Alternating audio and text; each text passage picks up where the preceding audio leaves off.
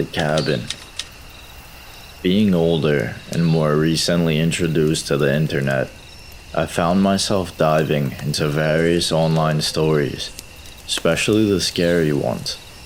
However, there was one specific genre that I refused to explore: the tales of camping horrors in the woods. You see, I had a chilling experience years ago that still haunts me to this day, and it's the reason I abandoned my old cabin in the secluded hills. Finding myself short on food, I embarked on a hunting trip, a routine endeavor for me since I rarely ventured into town. Packed with a small tent, I anticipated spending a few days out in the wilderness. Despite my hopes of a successful first day, luck eluded me. It wasn't until the second day, later in the afternoon, that a storm began to brew on the horizon. Isolated from modern technology, I had no inkling of the impending rainstorm. While rain was a minor inconvenience, it also didn't dampen my resolve. Hunters are accustomed to enduring nature's whims, and so was I. Still, that didn't mean I relished in the idea of being soaked to the bone. Just in time, before the rain poured down, I managed to pitch my tent. As I closed my eyes, the sounds of raindrop rhythmically tapping against the fabric provided a comforting lullaby. I welcomed the prospect of a sound sleep in the midst of nature's symphony. Sometime in the dead of the night, I jolted awake to a sound resembling a gunshot. Drowsy and disoriented, I dismissed it as a thunder reverberating through the stormy sky. Moments later, I succumbed to sleep, heedless of the unusual disturbance. Upon awaking again, I couldn't pinpoint the trigger that roused me from my sleep. Blinking groggily, I discovered myself lying on my back, a peculiar position, as I usually slept on my side. Just as I prepared to roll over, a flash of blinding light illuminated the hillside. In that fleeting moment, I glimpsed a figure standing just outside my tent. A chilling realization gripped me as I noticed the unmistakable silhouette of a rifle holstered at their side. Instinctively, I seized my weapon, mustering the courage to confront the intruder. "I've got a shotgun," I bellowed, capitalizing on the second flash of lightning that bathed the scene. The trespasser swiftly retreated, disappearing into the darkness. Armed with a flashlight and my trusty weapon, I cautiously unzipped the tent and ventured outside. I scanned the surroundings for any trace of the mysterious figure, but they'd vanished, leaving no trace behind. Eventually, I retreated to the safety of my tent, but sleep eluded me, as you can imagine. Though I believed I'd scared off the intruder, the encounter left me rattled overall. As dawn broke, I made the decision to cut my hunting trip short and return to my cabin. Perhaps I could salvage the day with some squirrel hunting near home, as deer seemed to be an unattainable goal now. Making my way down the hill, I followed the familiar path that led to the cabin, tracing the route along the creek of running water. Pausing to quench my thirst, I knelt beside the creek, and horror instantly consumed me. There, in the water, laid a lifeless body of a young man. A bullet hole marred his forehead, confirming my worst fears.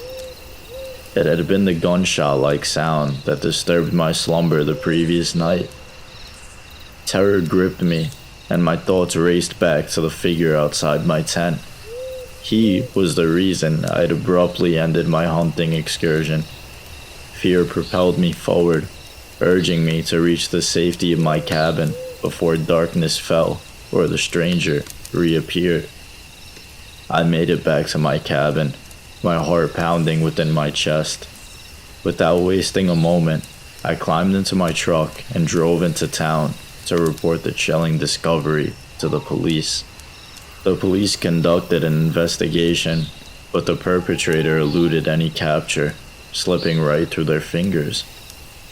The man I'd seen outside my tent that night, the one responsible for the dead body in the creek, he remained free, never held accountable for his heinous crime. Haunted by the memories of that horrifying encounter, I vowed never to return to that cabin, forever haunted by the lingering presence of the unknown predator in the woods. Story 2. Not a fan. I'd never been a fan of the idea of camping, but my friend Alex always wanted me to go with him. Despite our bond since childhood, we ended up attending different colleges after we graduated. The distance made me miss Alex so much that during the summer following our freshman year, I finally agreed to go camping with him.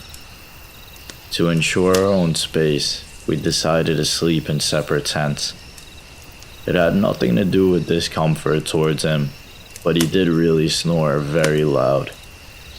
We found a beautiful camping area, parked our car, and embarked on a 1-hour hike to find a suitable spot.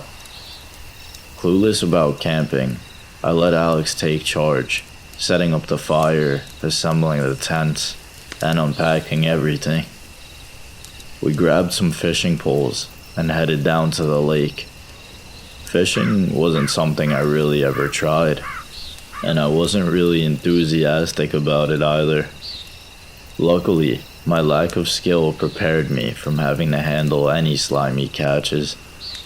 After fishing, Alex suggested that we go on a hike. We put on our backpacks and ventured into the woods. Surprisingly, I found myself enjoying the hike more than I did the fishing. It was refreshing to exercise and definitely immerse myself in that nature culture. I couldn't help but wonder why I'd resisted camping for so long. During our hike, Alex suddenly stopped and gestured for me to crouch down. Following his lead, I peered through the trees and saw 2 rugged individuals in the distance, wielding machetes. Unsure of their intentions, we decided it was best not to draw attention to ourselves, and we silently backed off. That night, we had a pleasant time, chatting and savoring some beers while Alex cleaned and cooked the fish he'd caught. We stayed up late until exhaustion overcame me. Observing my fatigue, Alex added more wood to the fire before we retreated to our respective tents and dozed off. In the midst of my deep sleep, I was jolted awake by a sound. Blinking away my grogginess, I noticed movement outside my tent. It was Alex, tending to the fire and adding more wood. He had emphasized the importance of keeping the fire burning throughout the night, so I observed him for a moment before drifting back to sleep. The second time I woke up, it was due to a chopping noise. I opened my eyes and peered through the tent wall to see Alex chopping wood again. I closed my eyes and fell back into slumber. Suddenly, a hand covered my mouth, causing panic to surge through my veins. It took a moment to register that it was Alex's hand muffling my cries. He whispered urgently in my ear, instructing me to stay quiet and grab my backpack. We needed to leave immediately and return to the car, is what he told me. Confused, I asked about our tents and belongings. Alex assured me we would come back for them later, but emphasized the urgency of our departure. Doing our best to move silently, I hastily dressed and grabbed my backpack. Following Alex out of the tent, I noticed the fire had nearly extinguished. As I stepped outside, I stumbled but managed to steady myself by grabbing onto the tent side. Alex shushed me again and motioned for us to keep moving forward quietly. Navigating through the darkest forest was challenging and nerve-wracking. Our campsite was an hour away from the car, and the journey felt much longer. Amidst the symphony of nature's sound, I heard that same chopping noise echoing from our campsite.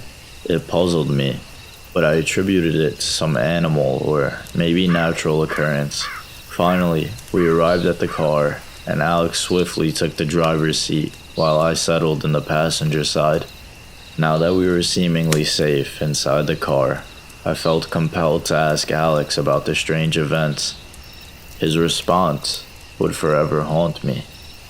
Alex, just as intoxicated as I was, admitted he hadn't actually gotten up from his sleeping bag. He'd woken up both times, once when I thought he was tending to the fire and again during the chopping sound.